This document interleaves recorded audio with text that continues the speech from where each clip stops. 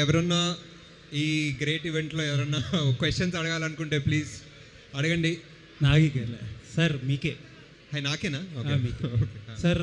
ఇండియాలో one of the biggest films deliver చేశారు మీరు, and you have a bigger task ahead కదా. అవునండి.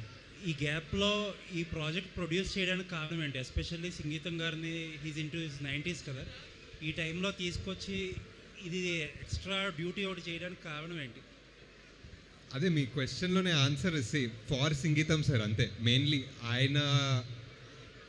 ఆయన మనం చిన్నగా ఉన్నప్పుడు, మనం పెరిగేటప్పుడు ఆయన ఇచ్చిన సినిమాలు, ఆయన ఇచ్చిన ఇమాజినేషన్, మనకి ఆయన ఇచ్చిన వండర్కి ఒక చిన్న రివర్స్లో మనం కూడా ఒక చిన్న పని చేయొచ్చు ఆయన కోసం, ఆయన డ్రీమ్ ప్రాజెక్ట్ చేయొచ్చు అన్న థాట్లో చేశాను. అంటే ఎలా కలిసిందండి మీ ఇద్దరికి ఈ ప్రాజెక్ట్ చేయడానికి? మీరు అప్రోచ్ చేయాలా లేకపోతే సార్ ఏదైనా చెప్పారు? లేదు, ఆయన ఎప్పటి నుంచో ఈ ప్రాజెక్ట్ ట్రై చేస్తున్నారు. లిటరలీ పుష్పక్ ముందు ఈ ప్రాజెక్ట్ కమల్ సార్కి పిచ్ చేశారంట. Okay. So like almost 40 years నుంచి. ఓకే. అండ్ కల్కి అప్డేట్ ఏం జరుగుతుందండి? అది వినిపించలేదు సార్, చాలా క్రౌడ్ నాయిస్. అందరూ అడుగుతారు, అసలు ఏం వినిపించలేదు సార్. అందరూ అడుగుతారు అసలు అదే నెక్స్ట్ ప్రసాద్ ల్యాబ్స్లో అసలు ఏం. నాగేశ్వర సార్, డిలీటెడ్ సాంగ్ అని అంటే ఫస్ట్ టైం వాళ్ళు ఇలాంటి కొత్త ఈవెంట్ చేస్తున్నారు అంటే సినిమా కొత్తగా ఉందని చెప్పడానికా లేకపోతే ఏంటి ఈ ఈవెంట్ ఏంటి? అదే ఇప్పుడు ఇలాంటి సినిమా ఎలా చేయాలో తెలియదు మాకు, అందుకే ఇలాంటి ఈవెంట్ కూడా చేస్తున్నాం, ఎందుకంటే ఎలా ప్రమోట్ చేయాలో తెలియదు. మరి దేవి గారి రియాక్షన్ ఏంటి? ఆయన అంత కష్టపడి ట్యూన్ ఇచ్చిన సాంగ్ తీసేస్తున్నా అంటే దేవి గారు రియాక్షనా? నా ఫోన్లో ఎత్తట్లేదండి బేసిక్లీ దేవి గారు ఇప్పుడు డిలీటెడ్ సాంగ్ అని చెప్పినాక. బట్ చాలా మంచి సాంగ్, మాకు అందరికి నచ్చింది, అందుకే ఈవెంట్ చేయాలనిపించింది దానికోసం. వంశీ బ్రో, అంత కష్టపడి డ్యాన్స్ చేశారు, 2-3 రోజులు ఫీజు తాగారంట, అన్నీ చేశారు. సో ఫైనల్గా తీసేస్తున్నారు అనగానే ఫస్ట్ టైం ఈ సాంగ్ తీసేస్తున్నారు అన్నప్పుడు మీ ఫీలింగ్ ఏంటి? వినిపించట్లేదు. ఫస్ట్ టైం ఈ సాంగ్ డిలీట్ చేస్తున్నారు అన్నప్పుడు మీ ఫీలింగ్ ఏంటి? చాలా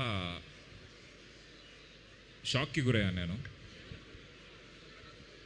జస్ట్ ఊరికే అట్లా ప్రమోషనల్ స్టంట్ అనుకున్నాను నేను అది, కానీ తర్వాత పర్సనల్గా అడిగినాక అది సీరియస్ అని చెప్పారు వాళ్ళు. అప్పుడు చాలా బాధపడ్డాను.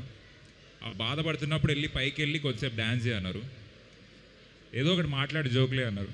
సో ఇప్పుడు ఇక్కడ ఉన్నాను నేను. నాగి సార్ ఈ ప్రాజెక్ట్కి వంశీ గారిని మీకు రెఫర్ చేసింది అనుదీప్ గారా, మీ ఫ్రెండ్? లేదు, మనమే. వంశీ జాతిరత్నాలకు ప్రమోషన్స్ చాలా చేసేవాడు. సో ఇప్పుడు ఫస్ట్ మన ప్రమోషన్స్ వంశీతో స్టార్ట్ చేద్దామని ఇలా. ఆయన ఏంటి అసలు డ్యాన్స్ చేయట్లేదు, అంత చేశాను.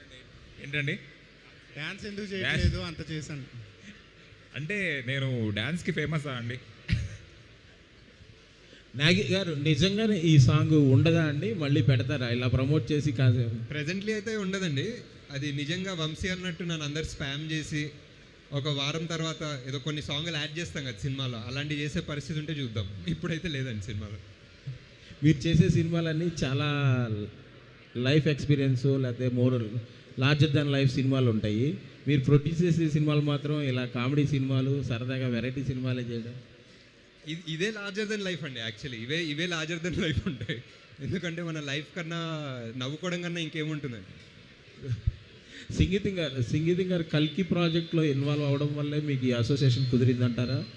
ఫస్ట్ మహానటి సార్, మహానటిలో మాయబజార్ ఎపిసోడ్లో ఫస్ట్ కలిసారు, అప్పటి నుంచి అసోసియేషన్.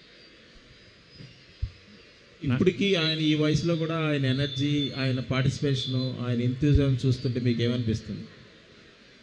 అంటే కొంచెం నా ఎనర్జీ చూసి నాకు బాధేస్తుంది సార్, ఆయన ఎనర్జీతో కంపేర్ చేస్తే. అండ్ ఆల్సో ఆయన సెన్స్ ఆఫ్ హ్యూమర్, ఆయన వెటకారం అసలు అది అందరికన్నా హైలైట్ అనమాట. అందుకే ఆయన సినిమాలు అంత హ్యూమరస్గా ఉంటాయి. నాగేశ్వర్ గారు ఎక్కడండి? Yes strike. హాయ్. హలో. యాక్చువల్గా వంశీ పాపం చాలా కష్టపడి చేశాడని అనిపిస్తుంది సాంగ్ చూస్తుంటుంటే. కష్టపడ్డాడు.